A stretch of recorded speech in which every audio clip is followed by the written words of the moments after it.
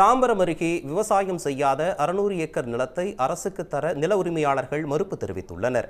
சென்னையை அடுத்த அகரம் ஊராட்சியில் நிலம் சேகரிப்பு வளர்ச்சி திட்டம் குறித்து நில உரிமையாளர்களுடனான கருத்து கேட்பு கூட்டம் நடைபெற்றது.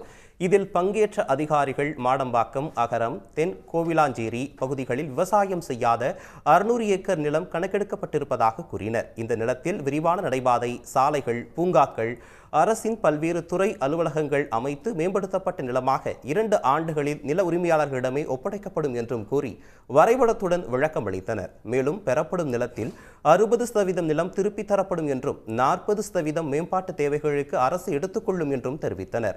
ஆனால் இதற்கு யாரும் சம்மதிக்காத நில உரிமையாளர்கள் கூடி பேசி முடிவை தெரிவிப்பதாக கூறி சென்றனர்.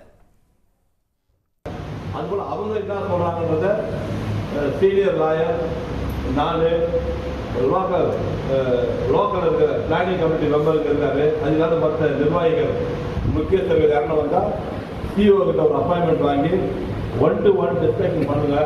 பண்ணி முடித்தவுடன் நல்லா இருந்தால் ஓகே, நல்லா இல்லைன்னா அவங்களுடைய முடிவுன்னா அவங்க சொல்லிட்டாங்க. அதிகமான அப்ஜெக்ஷன் வந்தால் நாங்கள் அந்த ஸ்கீமை எடுக்க மாட்டோம்ன்றாங்க.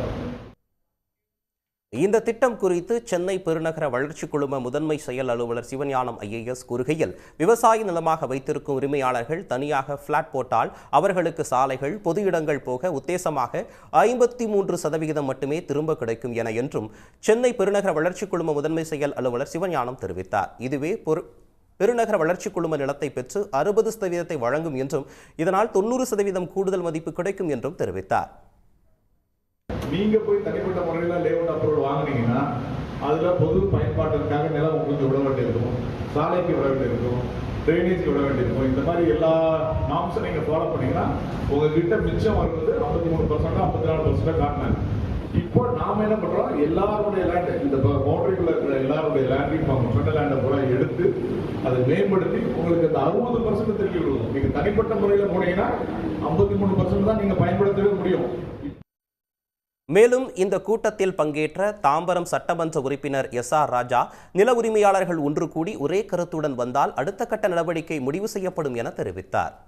உடனுக்குடன் செய்திகளை தெரிந்து கொள்ள சன் நியூஸ் பெல் ஐகானை கிளிக் பண்ணுங்க.